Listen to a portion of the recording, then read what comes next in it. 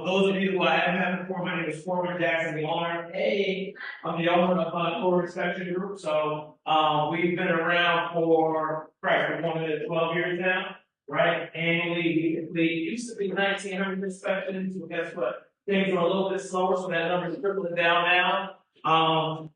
We're also licensed in New Jersey. If you guys are ever in need of a toll pre-K consultant, we service that as well. But today, we're here to talk about everyone's favorite subject, septic tanks. Here's some exciting. So I think Rob's pretty good. We'll kind of figure out, hey, what are some things that you guys may have questions on? What are some topics that may not have been covered before? And things of that sort. So I say, hey, why don't we put together and we'll put together a 30-minute presentation on septic tanks, and guess what? We'll work to have some fun with it. We'll see if this clicker can cooperate. Love what you do. So I always felt like if people can get passionate about septic tank maintenance and septic tank cleanouts, like these are some of my favorite companies that I've seen walking around. So if you don't know what happens or what people do in regards to septic tank inspections, I was breaking this down to my 8-year-old yesterday. The stool bus. The stool bus has to be one of my favorite names.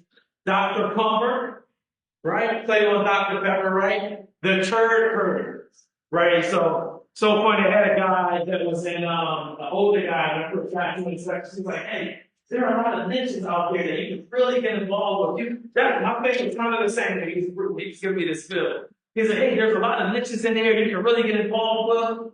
And I was like, I don't think something takes going to be it. I don't think that's it for me. I don't want to be in the shit thing. I don't want to be in the shit, but I just, some of these titles are here, and then what came to me is, hey, if people can get passionate about septic tanks, inspections, moving this neighborhood, moving that, right, then clearly we can get excited about what we're doing, right? Buying homes, selling homes, home inspections, right? There's a lot of different areas. I don't mind going down the rabbit hole, but just, people being passionate about it.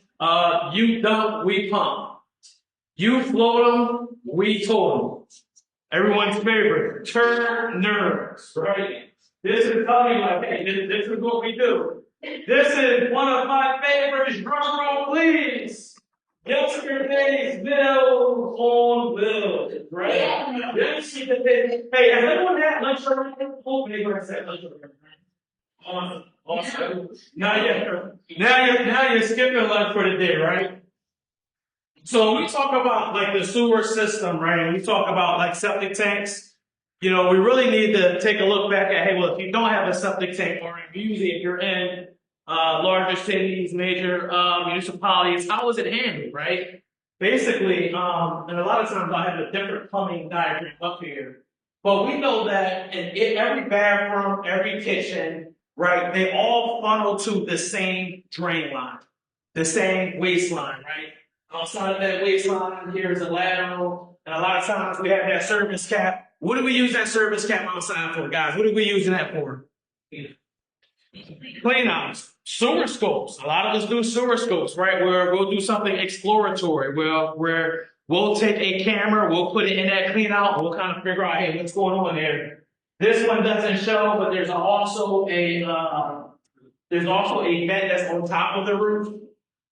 By code, right? And we know home inspectors hate that 4-letter word code, because we are not code inspectors, right? Well, let's face it, we have to know some building code to get the job done. But by code, you should have a clean out every 100 feet. You should have a clean out.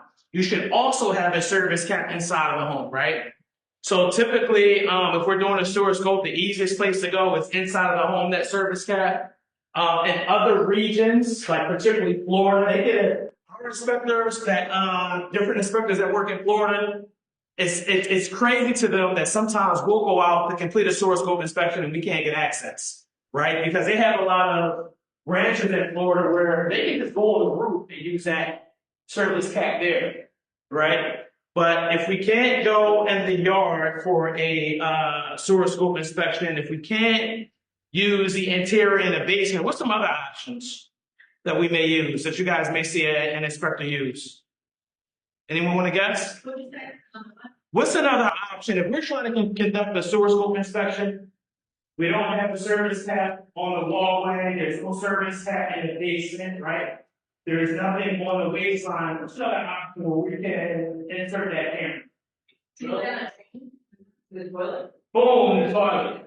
That's all it. So that happens a lot. We have a master plumber on our team, and we also have another licensed plumber where, that email is going to go out. Hey, there is nothing inside, but we can insert it in. Particularly if it's on a toilet in the basement, right? And that's an easy run for us. But then what happens to the waste from there, right?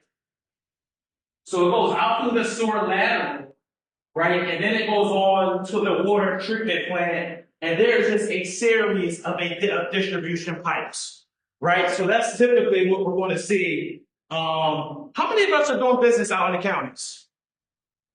Awesome. So you guys have been on a few inspections where you guys have to enlist someone for septic tank. What are your clients paying for that nowadays? What are they charging for a septic tank?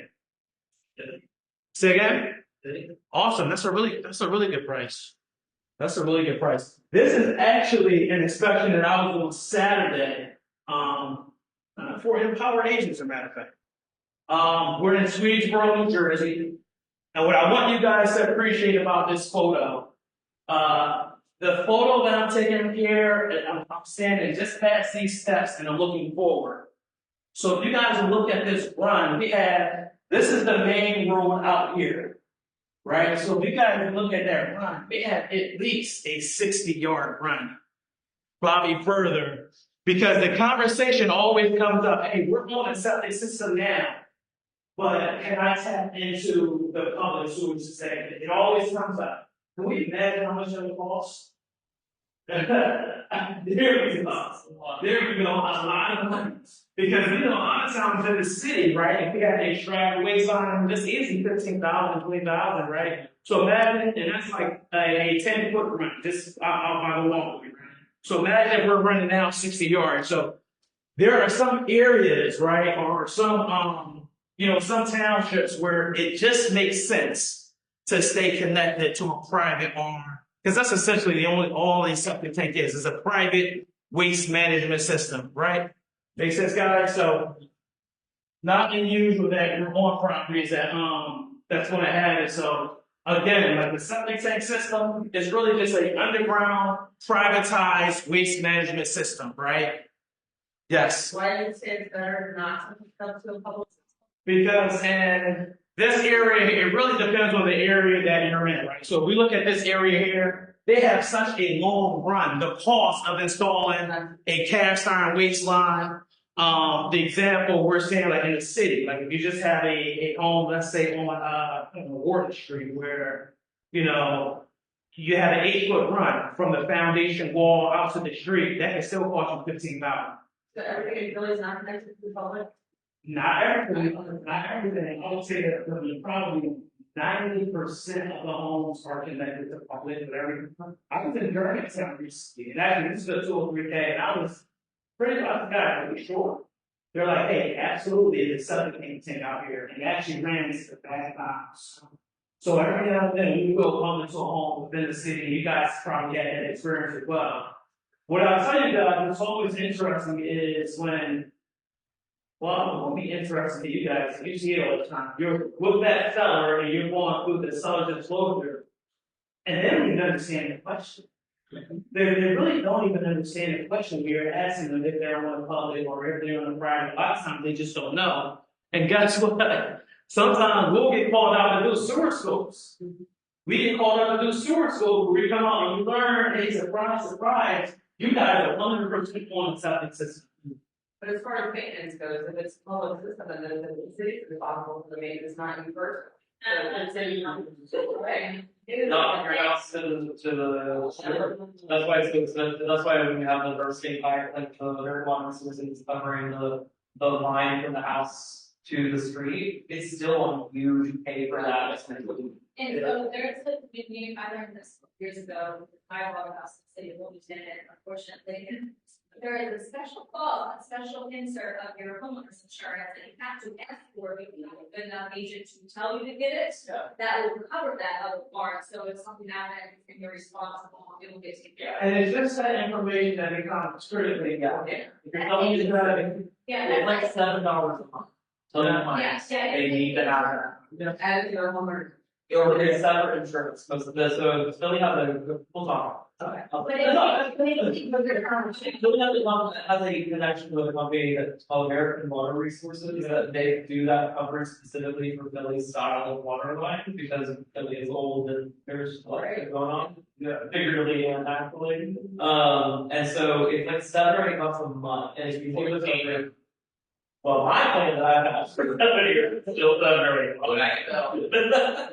I know a little bit about plumbing, so I tell my clients, ask for everything, because there's 2, 3 tiers. The one you have is just inside the house, so that one goes out, that's $9,000 expense. You got all They go to the street. it. Yeah. Yeah, now they got a history like that, maybe your grandfather, but now it's 14, right, so everybody just get. well, still, $14 a month. It's still not every day. Because I think the thing on that thing, I was wondering. Yeah, you know, Everybody. Just to interject real quick, when you, this is the kind of stuff that you bring up when you're meeting clients though, because most agents don't talk about it. It gives you that little level of value for your value conversation and makes you go from like a mediocre looking agent to a stellar looking agent. Yeah. That's the one cool thing, you know, Yeah. share it, because Yeah. I think like you're going that extra mile to protect. And guess what? The clients, they're easily overwhelmed with so many people, or just something that they're just not going to dial into, right? it's in my post closing too for repairs. It's like this is one of the things we're getting out now that everything is done. I think everybody, you know, I mean, I just have the inspection came up and it was old, and then we ordered it, and then it was obstructed, so I put in the agreement that it needs to be replace it, and it's $9,000. I've been on the buyer's side, where all of a sudden it goes, you gotta sell that to pay $9,000, but if that goes a month after closing, you don't have, even if you have that insurance, but that 2-month grace period. So you're better off having it sold. Okay, see, I didn't know that, what's some of these ownership. 2-month grace period. Okay. So what happens inside of the septic tanks? By the way, the septic tank, the actual tank itself, a lot of the older ones are steel, right? Some of them are fiberglass, right? But basically what's happening is the heavy sludge, we'll call it, that's all sitting on the bottom, what they call the effluent, right? The water that's seeping through, right? And that's going out to your that's going out to the field for drainage, right? When it goes out for drainage, there's also a bacteria breakdown at that point, right? Which is going to allow it to be, we'll say purified before it's released into the groundwater. So this is actually what you guys see as the tank is going in, right? But typically once it's buried and then covered, then you'll just see those and two of those. These two on the end are truly only used for inspections, right? That's the only time you're going to open it if you're looking into that tank to try to figure out if there's a sludge backup, if there's any damage in the tank, just to make sure it's processing correctly. So again, the septic tank is going to hold the waste, the effluent or the liquid waste is going to go out into the drainage field, which we just talked about. So timing of inspections, when are you guys asking for let me ask you this, you guys are on the listing side. Are we gonna wait for the buyer to come with the home inspector to ask for that, or are we gonna ask for pre-listing? It depends how fast the thing drains until it's flushed. Basically, like, where it, and then they want to spend, and they don't want to spend the money, of course not, it's like, if they want to be proactive, I like it to see the inspection.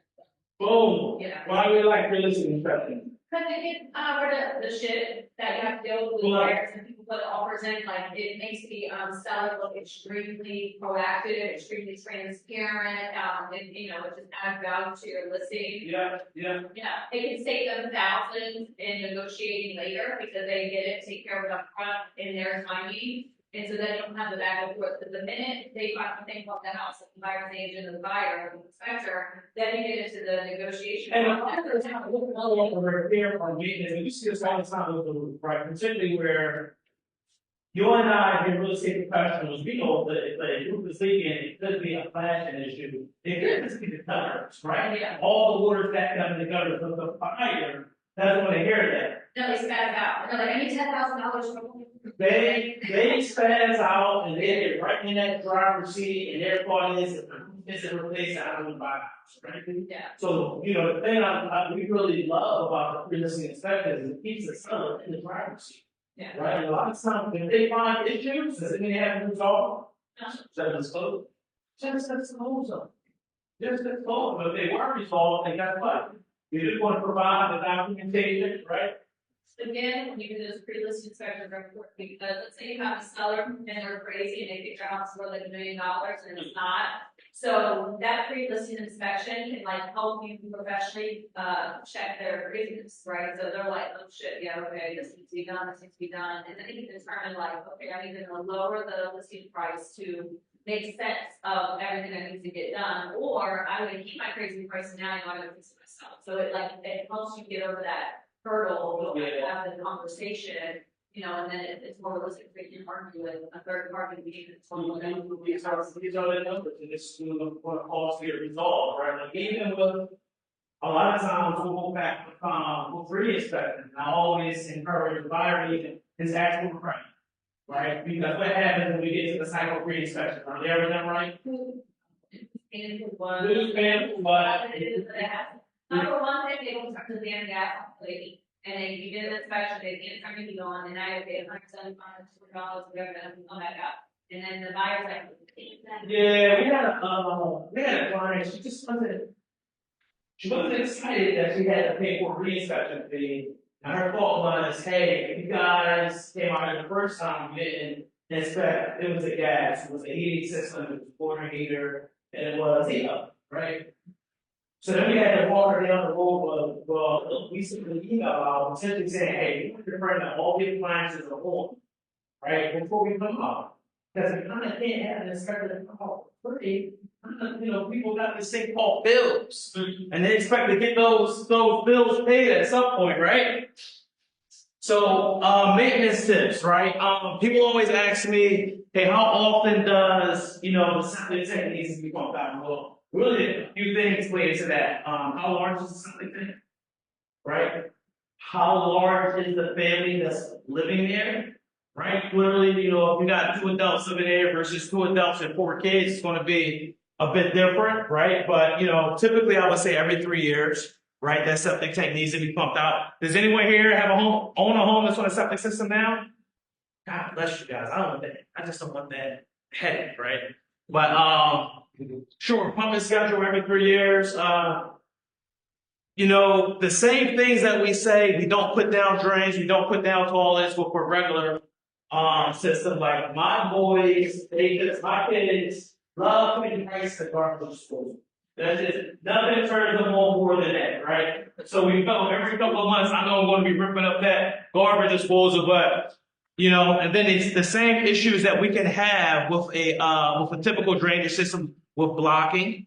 Right, things being blocked here. Guess what? You still have a line after the foundation wall that has to go out to that septic tank. That tank, you could have roof intrusion, you could have separations, you could have cracks. Baby wipes, you know, is always known for getting flushed down there as well. The lifespan of a septic tank, well, that's really going to depend on the material, right? Of course, you know, steel is going to deteriorate and damage at a different rate than fiberglass.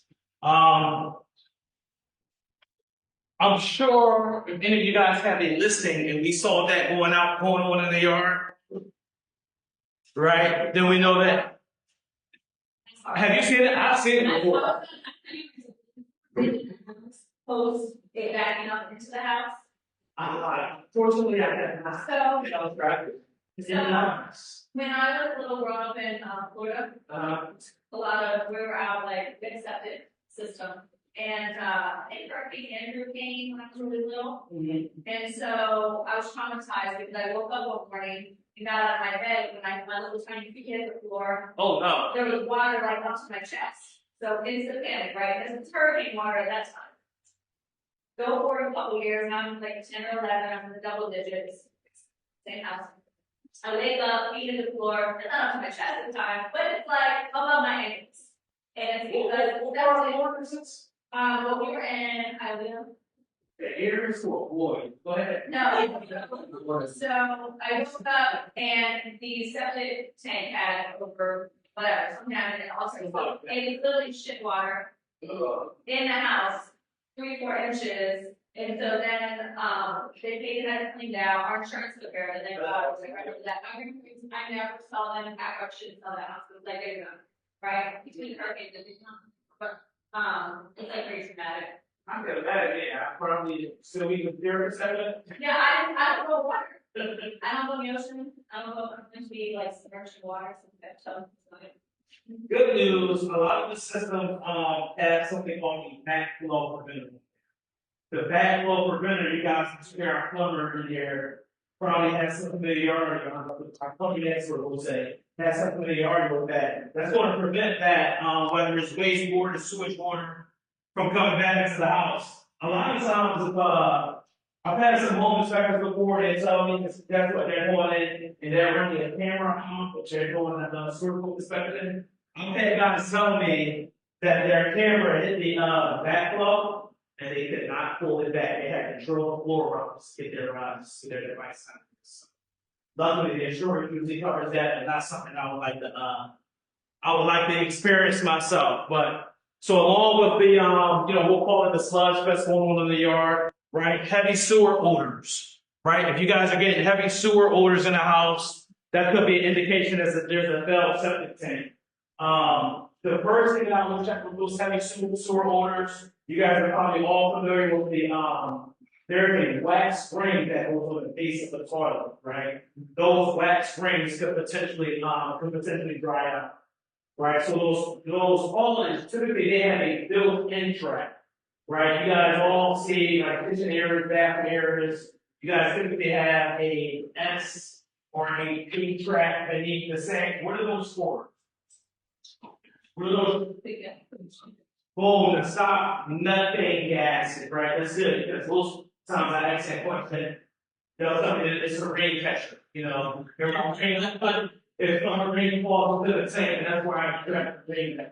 But of course, so what happens is we talked about how all of our drain lines are interconnected and it carries all the way through the sewer line underground. What happens is the water sits at a level where the gas is traveling back through that line, the water's going to trap that smell in it, right? So I know some of us may have an area in the home where it may be a gas room, or maybe in a basement, but it's a bathroom that we're not using a lot, right? And so what can happen is that water over time will evaporate. So now every time you go down there, you're getting those heavy odors. If you ever notice that, there's probably flush in the toilet. Once the flush in the toilet, it's going to replenish that trapped water, and that's going to prevent the gases from escaping. So I think we've all, at one point or another, been in a house as a homeowner or a tenant. Well, we've just had slow drainage in a house, right? We've all experienced that, right? That's not too traumatic. It's not like waking up to sewage water, right? So we have that issue. The first thing that we're going to do is we're going to try to have someone come out and clear the line, right? Hopefully that works. Of course, if that happens continuously, then we need to explore, larger issues. A lot of times, even if that line has completely failed, we know the difference from having a line stake than having a drain glass. You guys familiar with that? So of course, if you snake a line, there's essentially there's a metal device that's going to tunnel through the drain line. So it's essentially going to create a penetration in that drain. So if that line is severed, right, if it's cracked, if it's damaged, right, the water is going to continue to flow out for a bit, and then it's going to close back up. Drain blasting is going to clear that line out completely, right? If you go in and we cannot drain and it can't be blasted, hydro blasting is what they call it, then we know immediately that there's something wrong. a lot of times the plumber will come out and he'll stick the line, and okay, it's fine, but it may take a few more weeks for the issue to resolve. So same thing, like if we were just talking about a regular waistline, not being on a septic tank, but you know, anytime we have heavy trees, heavy vegetation, you know, then we have the opportunity for that waistline to have root intrusion, right? Where the roots from the tree are going to come in, they're going to start creating issues with the drain line. There is actually a chemical. I think it's called root X. If you guys have roots in your waistline, right, that are just starting to go there, you can look up something called root X. It's a chemical you can mix, and it'll correct. Go ahead, you have something. Yeah, so I have a potential client that she purchased an investment property and she got the work done on it. And then the seller was told to get the plumbing situation fixed. And technically, they put the pipe going. So her basement flooded. How do we fix it? Literally, so you go out. If you go outside in the backyard, you can literally see that the sewer line goes right into the basement. And then if you go in the back part of the basement, you can see where it comes out. And it has flood in the basement. This is the thing. So it sounds like there's a surface drain at the rear of the house. Those surface drains do connect to the underground lease line. Right? It sounds like hers, it either fell or it didn't, or it's not connected. Okay, so in the back of the house, can you see the main lease line? Any pipe attached to the old one, that's how you like that. PVC. Goes straight to the Mhm. and then it's It's just not connected. So at the rear of the house, there's a circuit drain that won't happen. The city wants us to connect, wants us to carry our own groundwater. Like the water that's coming from our roof draw, the water that's coming from the gutters, like your downspout connects to a line, outside. That line goes underground and connects directly to your main sewage line. And our scenario, it sounds like that line, the downspout comes down, it goes underground, but it's not connected. They just didn't tie it in. So every time it rains happens, like, if she's running her bathroom, she's not gonna get water in the face. She's gonna get water when it's raining a lot, right? It's coming from the gutters and stuff from outside, from the water. that and the hooker comes very often. Floods are in. When it's raining, though, not from the bathroom. Right? Because I would imagine, So I'm thinking like it's. you can't live there and it's And I have a order right now, like she pays when it's cleaned up, you can't get that, I think she's gonna feed the pipe goes right into the basement in that. I don't think it's possible. I've never. It's possible, and I I think it's kind of walk. Huh? I think in this kind of walk. I don't know, I'm making her. that's how. No, she actually gets rid of, If she wants to tell it how after all this stuff. so she's taking the company report, that had her, attorney. She hasn't received, they said they did work, but they didn't, she didn't, this was her first investment property, so you can see it in pipe, so she's like, okay, they fixed it, and then. Yeah, but they just didn't tie it in. Yeah, when it technically Yeah. did, it flooded, she was like, how, I paid all that, you So know. you can actually see the separation from one side and back together, like they. So like it was down that height. We're still. I don't know what They- color. Like that's. So you can see the drain goes down from one side, well, the whole drain down. Mhm. When the drain goes down, and then like, has a long piece, and it goes into the basement. Like, right? Yeah. Then that's it. And they're trying to. Uh, They're trying to. um, Yeah, I'd be They curious. got it.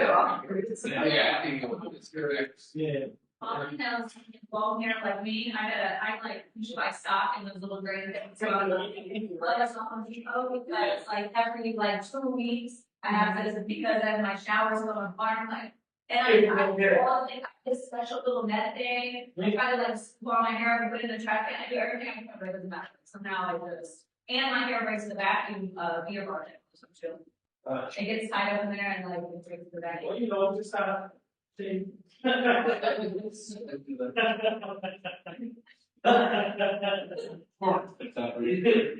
no, it really sounds like, it's exterior ground with conservative current. This pipe right here is what's big. Yeah, that's. Okay, yeah, so it's they got PVC downspout outside. Let me ask you this. See.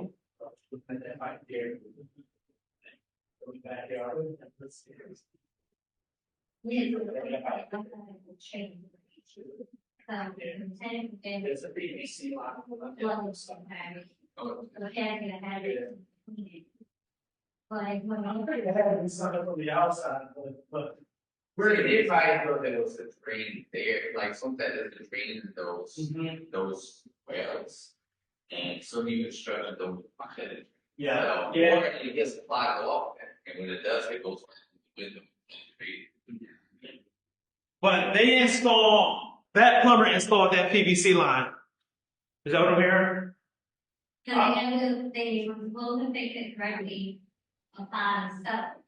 If we didn't know what she was looking at, was before, she was supposed to be correct.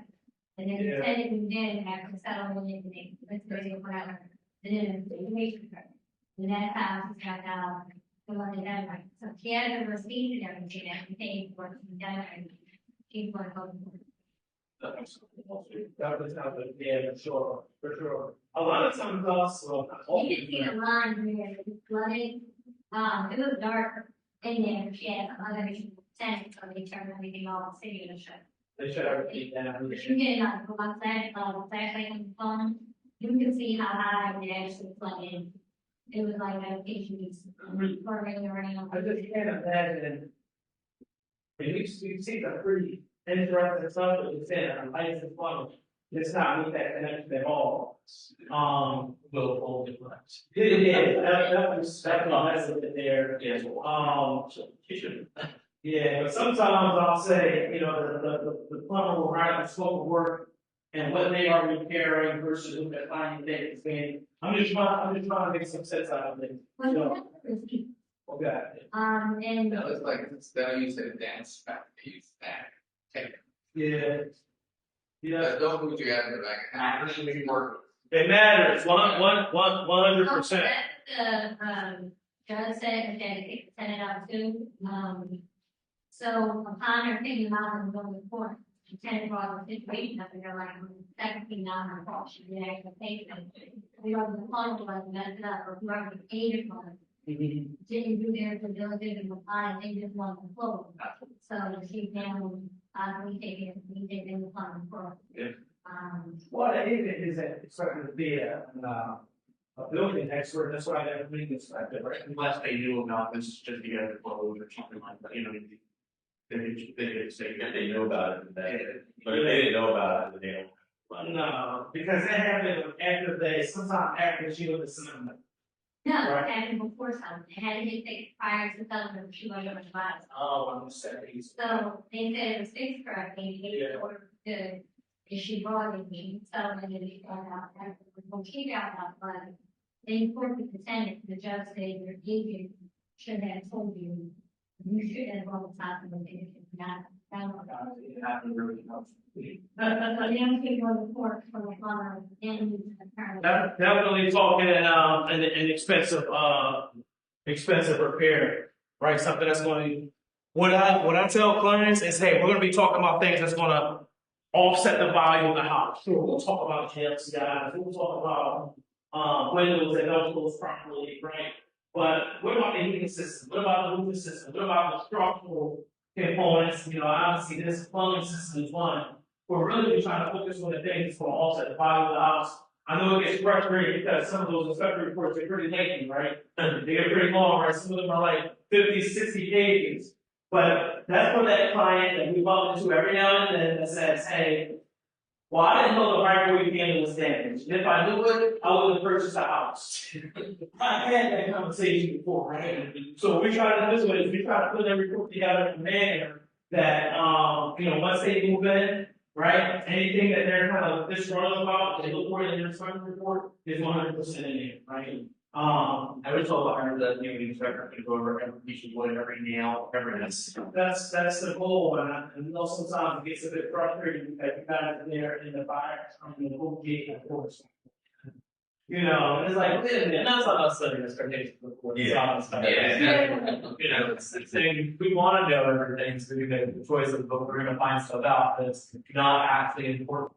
Even though we'll get back to that standard. Yeah, we'll get that client where, when they all access that one magic question. As soon as it goes, you guys go to the inspection. But as soon as you guys gotta take a call, you gotta step away 5 feet away, they close to stop real close, they want to say,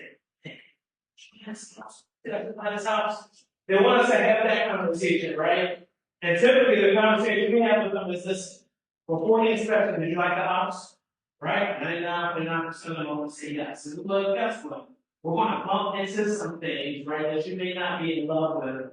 Let's at least give the buyer the opportunity to correct it, try to sell the opportunity to correct it. Let's figure out what we find. I think the challenge with most buyers is that, while you guys have been out on dozens of home inspections, you guys have been involved in deals. For them, they don't know what a typical home looks like during a home inspection. So if we bump into 3 things: a window that doesn't close properly, GFCI, maybe there's a leaking faucet, they're already thinking, wait a minute, we just found out, I don't know if this is the right house. Where newsflash, every house is going to have something. Every house is going to have something that needs to be fixed, repaired, replaced. You guys did a lot to get here. Let's stay on this track. Yeah, I was gonna say, a lot of agreements, sales, let's see, it'll say like, it has some inspections, but we're not gonna nitpick you if it's under $1,000. I love that because it gives them a realistic target. It gives them a realistic target. Hey, they say anything under what? 1,000, 5,000, whatever that number is.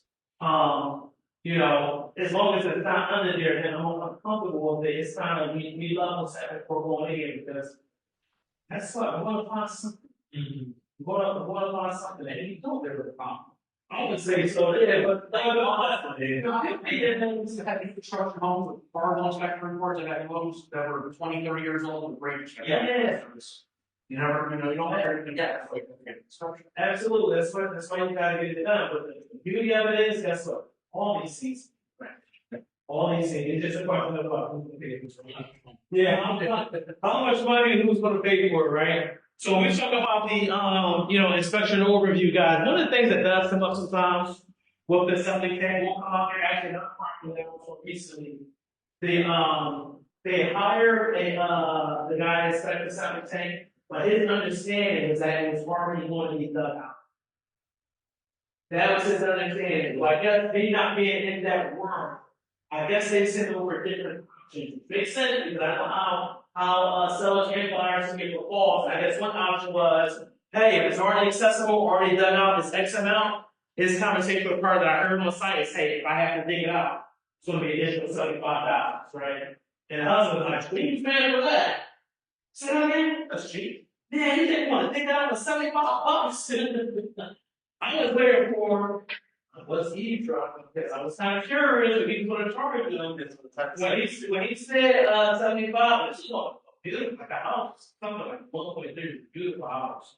So I was really surprised, But so I guess there are different options that they put in front of people. So you guys need to ask that. Hey, we're getting a septic tank inspection. What are we charging? Do you guys already have a preferred vendor that you guys use for septic tanks? Because I can be honest, we've seen a few, but we don't have a relationship, right? So if you guys have someone that has been, great for your clients, we'd be more than happy, to connect them because we typically see them out in the, out in the bird. That's what people are asking for.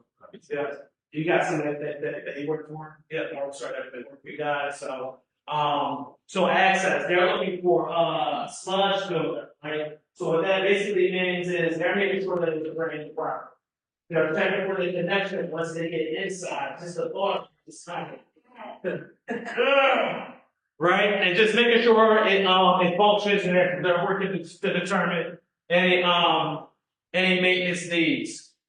So we talked about flushing harmful material, right? This is the stuff that you guys would typically put down there. No baby wipes. Again, my 7-year-old and 12-year-old just loves. There's something about it. Nothing turns them on more than putting rice in the garbage disposal.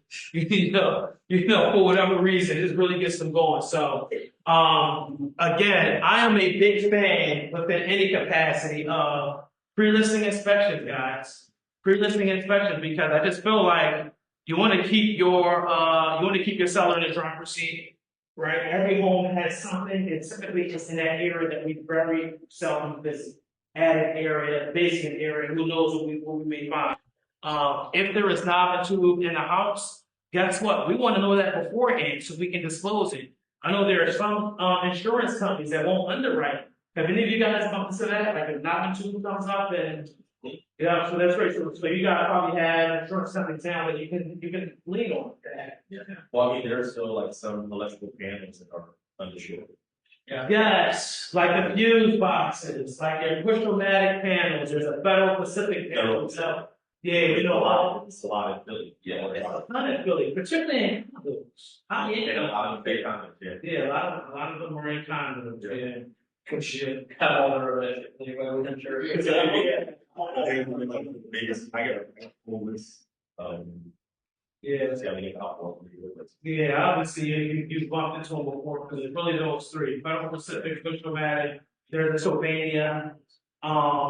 So again, so I did for me, I really feel like the way that the home inspections happen and the traditional transaction is done backwards.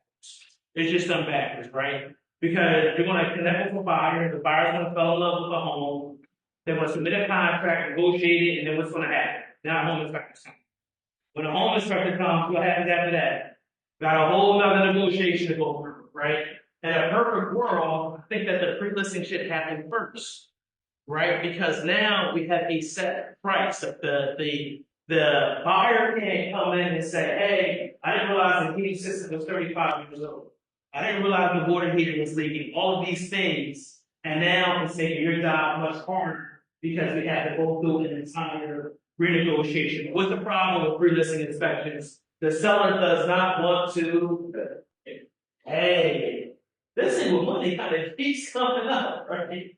They don't want to pay for that pre-listing inspections. And I know, some of us feel like as a seller, it makes our job a little bit hard, right? As a listing agent, it can make our job a little bit harder. But that's it, guys. That's it in a nutshell for septic tanks and septic tank inspections and where you guys would traditionally see any. Now that you're in, I'm curious what your thought. Have you seen any septic tanks within the Philadelphia region? Like within the city? Have you gone to see any of them? Not. It's rare. Yeah, It's both rare. in the county. I was hearing with them. I'm hoping to one in Germantown. Close to Chestnut Hill. Yeah, but I was really surprised. I can see that. I was surprised. So there's another thing. Say again. All the time? Yeah, it was a wrong one. Was it in Chestnut Hill or was it actually in? It was actually in Germantown. Right by. Yeah. Actually closer to coming close to what's that big supermarket on that two Ave? Aldi. Yeah, that's that. Okay, I thought it was like a super pressure. Yeah, it was close to there. Yeah, it was a wrong close to there. Yes. Yeah. And they were emphatic. This was actually a renovation project, 203K deal. And the contractor put in the budget the cost to change from a septic. And I'm like, this guy kind of pulled fast. I'm like, and sure enough, we looked into it, sure enough, it wasn't something they did. Yeah, but then the other piece, we talked about, a lot of times, some of these just they don't. I can't tell you how many times we came out and did a sewer scope to find, guess what, you guys want to sell it. You know what the question they asked next? What's it selling? Yeah. But hey guys, our big ask, I know some of you guys we worked with previously, many of you guys we haven't worked with before, but really we got an amazing team. We have over 1,000 5-star reviews. Like I said, when it comes to plumbing, we have a licensed plumber on our team that handles our sewer scope inspections, and we also have a master plumber on our team. So again, we're working really hard to get you guys in and out of that inspection experience. If we haven't worked with you guys, we're definitely looking forward to it. Appreciate all the questions, guys. I like it. Love to go back. Thank you.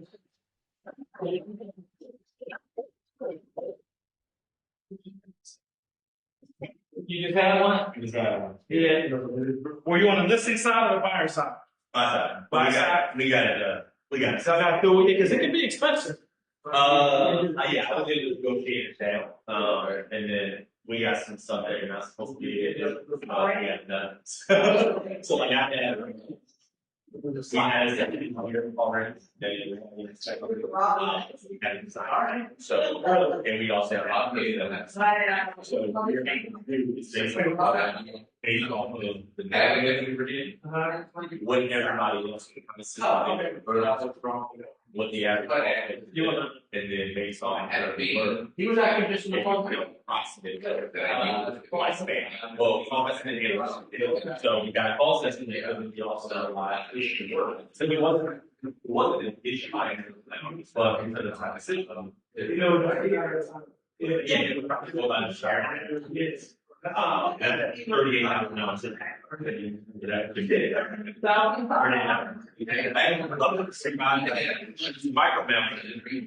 they were looking to capacity. Those things, you know, like, they're plugging the attorneys that are. Yeah. Come in and. 35,000. Yeah, that was all set. No idea anything about septic. It was a big home. I would say It's always good to connect. I don't know, there's been quite like this we're talking about. Yeah, I've only been to one septic. In the front. The old lady. That sounds. You good, you good. Short people in front with the dog.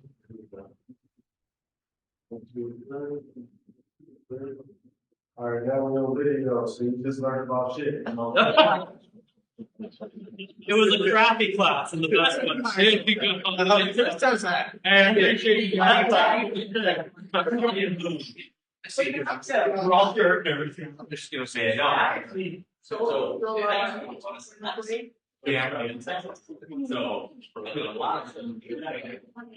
That was hard to make.